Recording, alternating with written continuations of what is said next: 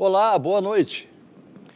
Nós estamos começando o Consumidor em Pauta, um programa de utilidade pública aqui da TVE, que vai ao ar diariamente de segunda a sexta-feira. Claro que a senhora e os senhores já sabem, termina o radar, termina a boa música do radar, e a gente entra para falar aqui sobre direito do consumidor, direito do trabalho, direito de família e direito previdenciário. São os temas do nosso programa e as perguntas, né? Vocês podem dirigir todas as perguntas para esses assuntos. Consumidor, trabalho, família e previdenciário. Então, vocês perguntem. Fica à disposição de vocês o nosso telefone, que é o 3230 1530, e também o nosso e-mail, que é consumidorempauta@tve.com.br. Para qualquer um desses endereços, vocês podem perguntar. Perguntem de preferência sobre o tema do dia, mas se não quiserem perguntar, quiserem já adiantar a pergunta para um outro dia, não tem problema nenhum, nós estamos aceitando aqui. Hoje nós vamos tratar aqui no programa de direito do trabalho. E eu tenho um prazer muito grande de receber aqui no programa, lá na minha esquerda, o doutor Marcelo Armigliato de Jesus. Boa noite, doutor Marcelo, tudo bem? Boa noite, Machado, tudo bem? Boa noite aos telespectadores. É um prazer enorme estar de volta aqui no programa. Que bom. Prazer é todo nosso, doutor. A gente sempre fica feliz quando o doutor Marcelo vem aqui, porque o doutor Marcelo é o responsável pela confraria da amizade. Mas depois a gente fala nisso também. E aqui, bem aqui à minha esquerda, eu tenho o prazer enorme de receber mais uma vez aqui no programa o doutor Guilherme Zambrano, que é juiz da Justiça do Trabalho. Boa noite, doutor Guilherme. Boa noite. Mais uma vez, muito obrigado pelo convite. É um prazer estar presente aqui na companhia de vocês, do Marcelo e do Machado. O doutor Guilherme está cultivando uma barbinha, agora está né? Bom. Isso é bom, o cara muda, né? Começa a aparecer na televisão, começa a mudar a figura aqui ali. Não, mas doutor Marcelo, estou brincando. O doutor Guilherme está deixando a barba porque é moderno, né? Meus dois filhos estão com uma barba desse tamanho aqui, eu acho que é isso. Mas, no meu tempo, nem se usava isso. Vamos então para... Quando eu falei na Confraria da Amizade, é que existe um grupo de amigos que se reúne uma vez por mês. Normalmente é no salão de festa lá do edifício do Dr. Marcelo, e a gente come um churrasco, toma um monte de água mineral e... também, se tiver água mineral, a gente toma. Então, agora dia 25 tem uma, né, doutor Marcelo? É isso aí, né? Vai comemorar, né? Comemorar a amizade. Inclusive, o nome da confraria foi pensado justamente para evitar problemas em casa, né? Nós estamos comemorando a amizade entre os amigos. Claro. Doutor Marcelo não tem desculpa nenhuma nunca, porque é feito sempre no salão de festa do prédio dele, né? As reuniões, os encontros, mas tudo bem. Vamos lá, as perguntas do dia são as perguntas que nós temos já aqui catalogadas para fazer aos advogados e ao juiz que hoje está nos acompanhando. A primeira pergunta que eu faço é para o doutor Marcelo Armigliato de Jesus, é do Ariovaldo, que mora na cidade de Triunfo. Ele diz o seguinte: minha empresa distribui uniforme a todos os funcionários. Estou saindo da empresa e cumprindo aviso prévio. Quero saber se eu sou obrigado a usar o uniforme. Machado, essa pergunta aqui do Ariovaldo, ela é importante para a gente acabar com um mito que existe na Justiça do Trabalho, em matéria de direitos trabalhistas, que é essa questão do aviso prévio. As pessoas acham que o aviso prévio muda alguma coisa. Na verdade, o aviso prévio ele é um comunicado que alguma das partes do contrato de trabalho faz à outra com uma antecedência, dizendo-lhe que pretende pôr um fim na relação de emprego. O contrato de trabalho permanece exatamente com os mesmos direitos e obrigações para ambas as partes. Não há alteração nenhuma.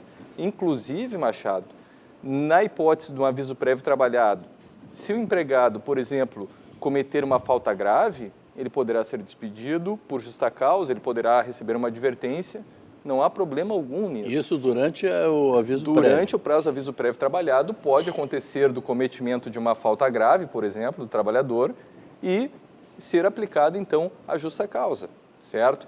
Então, para o nosso telespectador Arivaldo, retornando à pergunta, a resposta é sim, você tem, as obrigações permanecem durante o prazo do aviso prévio, você deverá sim usar o uniforme, sob pena aí de receber alguma advertência por algum ato de insubordinação, certo? Agora vocês veem, né? No meu tempo a gente usava tapapó, no meu tempo de colégio primário, né? Lá em São Gabriel, todo mundo igual. Então não tinha, todo mundo branquinho, gravatinha azul. Né? O uniforme eu acho uma coisa boa, eu acho que os colégios, inclusive as escolas, deveriam adotar, no Uruguai ainda se adota muito. Mas o senhor Ariovaldo, pelo visto, não está muito contente em usar o uniforme dele, não. Doutor Guilherme Zambrano, o Juvenal mora na cidade de Barra do Ribeiro. Ele trabalha na área rural do município e depende de um coletivo que deixa exatamente na porteira do local do trabalho dele. Ele gostaria de saber se, como trabalhador da área rural, ele tem direito ao Vale Transporte. Bom, Machado, para o Juvenal, a gente precisa fazer um esclarecimento que não existe nenhuma vedação a que o trabalhador rural receba o Vale Transporte. Embora não diga expressamente que é devido ao trabalhador rural, não tem nenhuma vedação. O que tem é uma possível incompatibilidade, porque o direito ao Vale Transporte é para o transporte coletivo urbano regulado e concedido pelo poder público. E, frequentemente, esse transporte coletivo urbano regulado e concedido pelo poder público não abrange a área rural.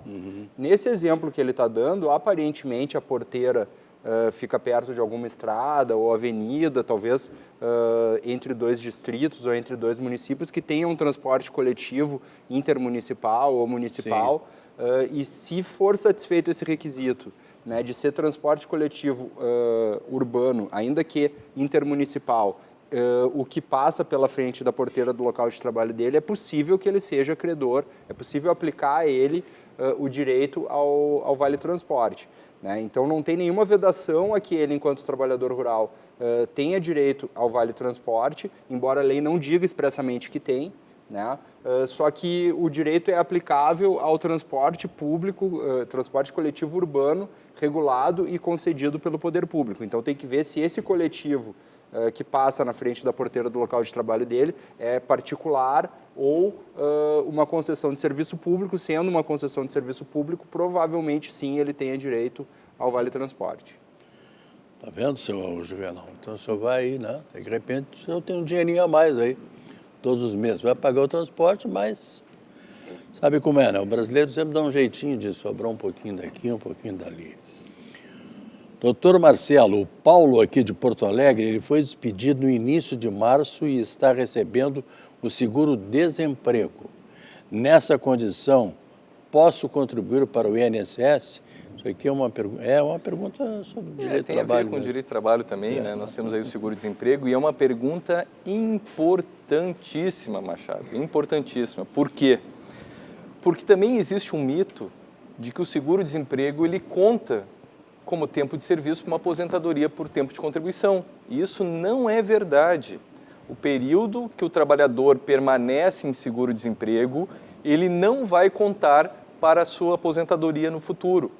Então, isso faz com que muitos trabalhadores percam tempo de aposentadoria, a possibilidade de contribuir, porque, vamos imaginar, um trabalhador que tem uma vida aí durante 30 anos, a rotatividade às vezes é grande, passou por 10 empresas, o seguro-desemprego ele pode variar de 3 a 5 parcelas. Então vamos imaginar aí 10 empresas, 5 meses em cada empresa, vai perder aí 4 anos e 2 meses de tempo de contribuição. Então ele pode fazer a contribuição sim, porém, e aí vem uma parte muito importante, ele tem que estar atento ao código de contribuição. Por quê? Porque se ele contribuir como um segurado obrigatório, um contribuinte individual, por exemplo, ele vai estar dando uma informação para o governo de que ele está trabalhando. E se ele está trabalhando, ele não tem direito ao seguro-desemprego. Então, ele deve contribuir como segurado facultativo. O segurado facultativo é aquele segurado do INSS que pretende contribuir para se manter vinculado ao sistema previdenciário. Ele não está trabalhando justamente por ser um contribuinte facultativo, ele não está exercendo uma atividade remunerada.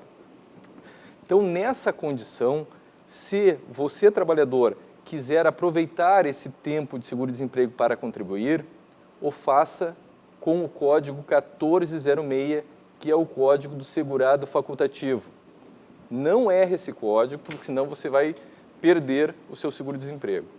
No INSS eles dão essa informação para eles Dão também? essa informação é acessível também pelos sites de busca e existe uma relação com todos os códigos de contribuição e o do segurado facultativo é o 1406. Então tá, seu Paulo, o senhor se cuida aí, o número põe 1406, tá? O código de contribuição. Depois o senhor contribui com quando o senhor quiser. Doutor Guilherme, a Lúcia aqui de Porto Alegre, ela diz o seguinte, que durante 2 meses e 5 dias trabalhei como cuidadora numa empresa que não assinou minha carteira de trabalho. Me demiti e agora eles pediram que eu leve a carteira para que seja feito o registro. O que devo fazer? Tenho direitos adquiridos? Pergunta a dona Lúcia. Bom, respondendo bem objetivamente a pergunta, ela tem direitos adquiridos, né? Ela não diz quais ela recebeu e quais não recebeu, então fica um pouco difícil de especificar quais são exatamente. A questão é que, aparentemente, o empregador deixou de cumprir uma obrigação de anotação da carteira logo no início do contrato de trabalho, né? E agora está tentando corrigir isso, né? Supondo que o empregador esteja de boa fé, não tem problema nenhum ela levar a carteira atrasada, porque é uma irregularidade administrativa que não chega a causar, ou aparentemente, pelo que ela descreveu, não chegou a causar nenhum prejuízo para ela, né? E ele pode corrigir esse problema se ela levar a carteira de trabalho, fazer a anotação e fizer todo o pagamento corretamente. Agora, a gente não pode ser ingênuo, mesmo supondo a boa-fé das pessoas. É possível que ela chegue lá, entregue a carteira para anotação e o empregador anote um período diferente do que ela efetivamente trabalhou. Né? Diga que ela trabalhou por 1 semana, ou por 15 dias, ou por 1 mês, né? E anote esse período em vez do período que ela efetivamente trabalhou, que ela disse que foram 2 meses e 5 dias. Né? E aí, para se prevenir de uma má-fé, que é possível que aconteça, a gente enfrenta situações parecidas na Justiça do Trabalho com muita frequência, né? Ela pode, daqui a pouco, tirar uma fotografia com o próprio telefone celular do jornal do dia, né? E a carteira de trabalho mostrando que não tinha anotação nenhuma naquela página, onde provavelmente vai ser feita a anotação, que é a primeira página em branco das anotações do contrato de trabalho dela. Né? E aí, se o empregador fizer uma anotação abusiva e falsa, né? Ela pode comprovar que não, que no dia em que o jornal foi publicado, com aquela data que está indicada no jornal, ainda não havia anotação da data de carteira e aí ela está se prevenindo de algum abuso que possa ser cometido pelo empregador, né? E aí ela pode levar a carteira lá e se o empregador fizer a anotação correta e fizer o pagamento dos créditos dela corretamente, vai ficar... não que vai ficar tudo bem ou que não tenha havido uma irregularidade administrativa, mas na relação entre eles parece que vai ficar tudo acertado e não tem por que surgir um conflito por conta disso. Essas coisas são comuns na Justiça do Trabalho, acontece de vez em quando. A anotação abusiva, sim. Anotação abusiva? A anotação abusiva, sim. Muitas vezes o empregador ele retém a carteira de trabalho do empregado, o empregado começa a trabalhar e a carteira, em vez de ser anotada e devolvida para o trabalhador, ela fica com o empregador. Né? E muitas vezes ele não faz anotação nenhuma. Né? Ele diz, está no contrato de experiência, ou está no período de experiência. E aí, quando vai despedir, escolhe o que vai anotar na carteira de trabalho conforme a conveniência do próprio empregador. Né? Daqui a pouco a pessoa trabalhou 6 meses, mas o empregador anota que trabalhou apenas 3 para poder ficar no contrato de experiência e não ser devido ao aviso prévio e outras parcelas. Então, lamentavelmente, há empresas que fazem isso, né? Embora seja errado, e o trabalhador pode tomar as precauções aí que tiverem ao alcance dele para tentar se resguardar, produzir algum meio de prova para mostrar que o empregador está agindo mal. É conveniente que faça isso. Como acontece com coisas, né? Aliás, eu vou fazer uma pergunta para os dois aqui. Tá? O meu primeiro trabalho como jornalista foi na Rádio São Gabriel. E a minha carteira foi assinada no dia 1º de maio Eu vou completar agora 60 anos de jornalismo. Né? 1º de maio não é feriado? Como é que a minha carteira foi assinada nesse dia? Pois é. É, né? É um problema isso. Não, nunca deu problema nenhum. Mas eu só tenho essa curiosidade na minha carteira do Ministério do Trabalho. Na realidade, a carteira de trabalho deve corresponder à realidade da prática laboral. Se começou a trabalhar hoje, a assinatura deve ser hoje, né? Existem algumas profissões que trabalham em feriados, né? O serviço de portaria, rádio, por exemplo, não fecha, serviço de saúde, rádio não, mas assim... o departamento de pessoal é difícil que funcione. Exato, Normalmente não funciona nesse exato. dia, né? Mas enfim... E sabe que eu estava fazendo as contas aqui agora, pensando assim, 60 anos atrás, 59. Exatamente, né? foi quando eu comecei. Eu não sei se já era feriado, né? Eu sei que o 1º de maio... Não, passou a ser feriado mais tarde. Não sei. Não sei também. Eu sei que é em homenagem a uma greve que aconteceu nos Estados Unidos e aí foram mulheres que acabaram sendo queimadas dentro de uma fábrica. Elas estavam fazendo uma reivindicação de direitos trabalhistas, na época que a gente chama as fontes materiais do direito do trabalho, as fontes materiais do direito do trabalho, que é a luta de classes, o conflito de classes e as reivindicações dos trabalhadores. E aí elas foram queimadas porque estavam fazendo reivindicação trabalhista, né? E aí, em homenagem a elas, é que o Dia do Trabalho é 1º de maio. Então, vamos ver. Já faz tantos anos, né? Que eu até faz bastante tempo. Mas eu não sei quando foi criado o feriado, né? Eu sei que... Então, tá bom. A pergunta agora é para o doutor Marcelo. O Pedro mora aqui em Porto Alegre. Faz 2 anos que trabalho em período noturno. Meu empregador decidiu me transferir para a escala diurna e eu perdi o meu adicional noturno. O empregador dele poderia ter feito isso, doutor Marcelo? Pedro, a resposta é sim. Tá? Por quê? Porque o adicional noturno, ele é um adicional condicional. Ele não adere ao salário. O adicional noturno, ele é devido enquanto aquele trabalhador desempenhar as suas atividades em horário considerado noturno. Acabou a prestação de serviço em horário noturno, não há mais por que haver o pagamento do adicional noturno. É perfeitamente possível fazer isso. Nós temos até uma súmula do TST a respeito. É mais ou menos o que acontece com o adicional de insalubridade, o adicional de periculosidade, que são adicionais condicionais. E eles são vinculados ao exercício do trabalho naquelas condições nocivas à saúde do trabalhador. E por que é assim? Porque o trabalho noturno, existem estudos, é um trabalho mais desgastante. O ser humano ele foi feito para dormir à noite, para trabalhar durante o dia. Então, toda a alteração que represente ou que coloque a saúde do trabalhador em primeiro lugar, e é esse o objeto maior da proteção da Justiça do Trabalho, é a saúde do trabalhador, né? Ainda que diminua um pouco a remuneração dele, que vai perder o adicional, mas ele terá uma condição de saúde melhor e, por isso, é perfeitamente possível retirar o pagamento do adicional noturno quando o trabalhador é transferido para o período diurno, Machado. Até porque não faz muito nexo, né? O cara trabalha de dia e ganha um adicional noturno também, né? Verdade. Mas, doutor Guilherme, a pergunta vem da cidade de Nova Hartz. É o senhor Valmir. Ele diz que está cumprindo aviso prévio e tem uma dúvida. Essa pergunta é muito boa. Se nesse período eu faltar, serei descontado do meu salário com reflexo nas férias e 13º? Essa é a pergunta do seu Valmir lá de Nova Hartz. Tem a versão longa, né, como a que o doutor Marcelo deu de resposta para o seu Ariovaldo, né, que sim, as obrigações do contrato de trabalho, elas persistem durante o período do aviso prévio, né? A bilateralidade do contrato de trabalho persiste durante o período do aviso prévio, que significa que o trabalho, ele é prestação e o salário é contraprestação. Se não tem prestação de trabalho, não é devida a contraprestação de salário, né?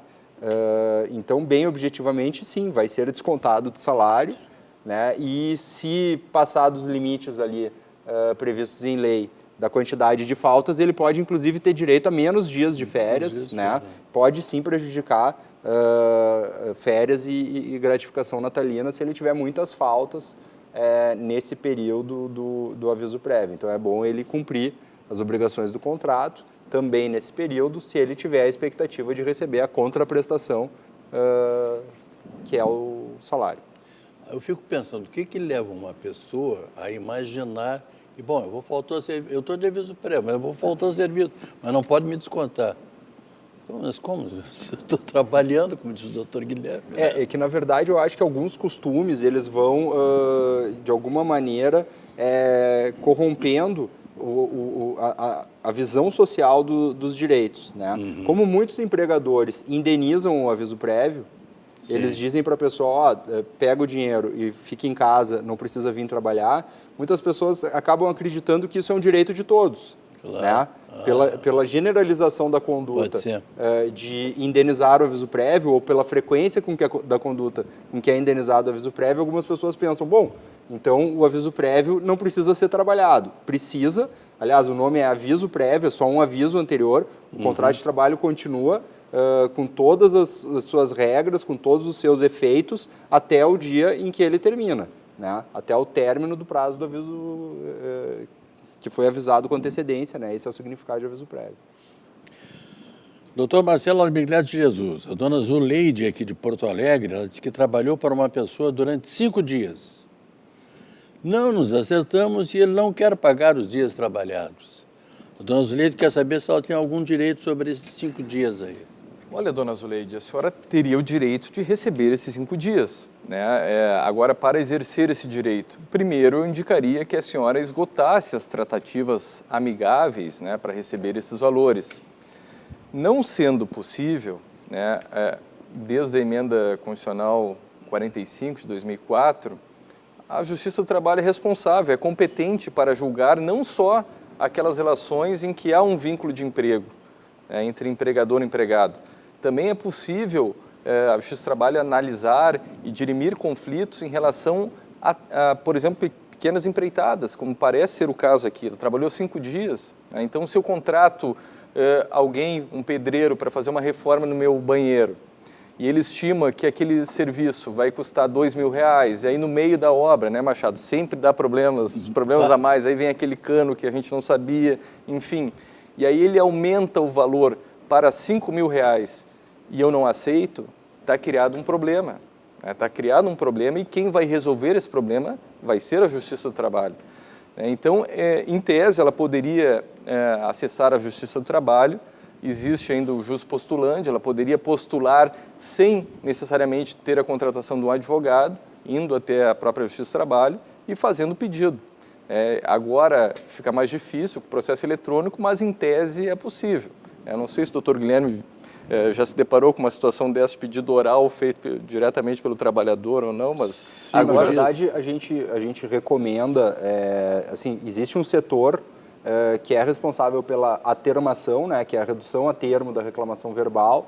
Então, a pessoa que chega sem advogado na Justiça do Trabalho vai ser encaminhada para esse setor, que vai reduzir a termo a reclamação. Se for num lugar onde só tem uma vara, que é uma vara única, né, isso pode ser feito na própria secretaria, no próprio balcão da vara do trabalho. Caso contrário, normalmente vai ter um setor específico próximo da distribuição do foro para fazer a redução a termo da reclamação verbal. Agora, é um pouco arriscado o trabalhador chegar no judiciário sem o suporte técnico de um advogado, de um defensor público e sem o conhecimento jurídico, né? Porque o direito ele é complexo, ele não é simples, ele tem prazos que precisam ser cumpridos, tem consequências pelo descumprimento dos prazos, existe uma maneira e um momento adequado para fazer as manifestações processuais, então o risco da pessoa cometer algum equívoco nesse momento é muito elevado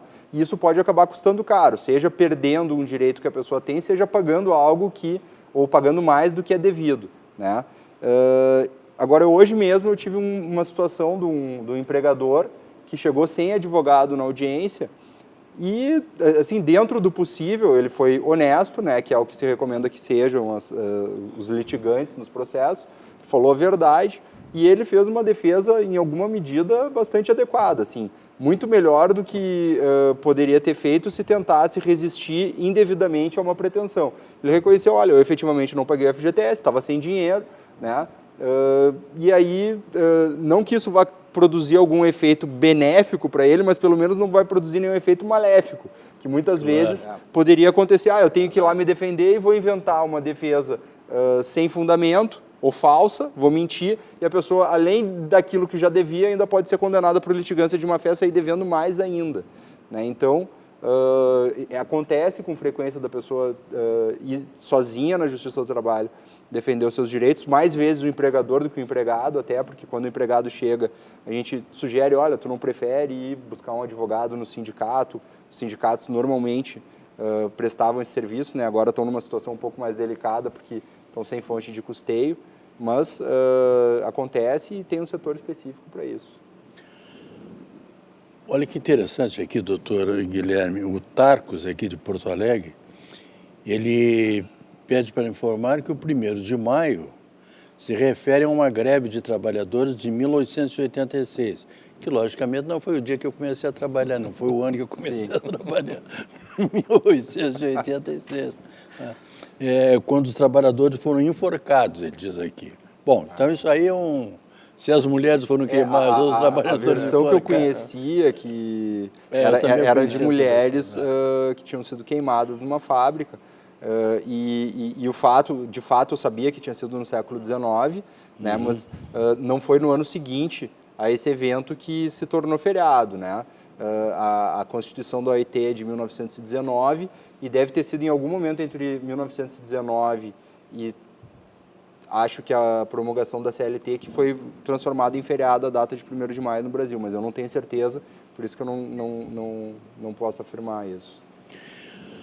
Bom, estão me informando aqui que nós temos 1 minuto. Nós temos várias perguntas que chegaram aqui pelo telefone, mas todas elas dizem respeito ao direito previdenciário. Elas serão feitas exatamente no dia do direito previdenciário, mas eu agradeço muito aos telespectadores que tiveram essa preocupação. Qual é o nome do telespectador que mandou a mensagem? Tarcos. Tarcos?